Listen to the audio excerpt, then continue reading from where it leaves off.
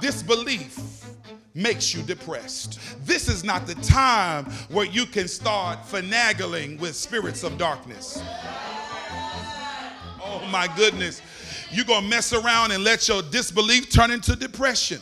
Jesus Christ said to them, what's going on? Why are you talking like this? Glory to God. Why are you sad? Are you sad? How could you be sad if I told you that I was going to do this? You should actually be glad, because the first sign that I was the Messiah was when you didn't see my body. That should have sent out a signal right there.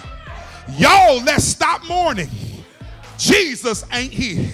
He told us that he had to die, but he said he was going to come back on us. And if his body ain't here, we might actually have something right. Oh, why were they depressed? They were depressed because they were dealing with doubt. They were depressed because they were dealing with disbelief. They were depressed because they thought they weren't going to graduate on time now. They were depressed because they couldn't walk a stage. Oh, y'all ain't saying nothing to me. Why are you sad? It's because you don't believe. It made them displeasant. Now, Jesus was the one who asked that question. Why are you sad? And then Cleopas opened his mouth and answered unto Jesus, art thou a stranger? Do you not know the things which are to come to pass there in these days? If you understood scriptural context right here, you would understood that Cleopas was being sarcastic. Y'all ain't saying nothing to me. Boy, you should have watched your mouth, because what you were doing is you were telling off on yourself. He literally got an attitude with Jesus. Now, y'all know good and well that we got attitudes. Let's keep it 100. We got attitudes. But can you imagine exerting your attitude against the one who's been saving you from your attitude? My last point today is that disbelief causes you to lose your discipline. Some of you have lost your everlasting mind. You have let the enemy run roughshod all in your house. God blessed you with everything you got, and now you're acting foolish with it. What happened was, there are times that we get what God give us, what we beg God for, and we lose our discipline.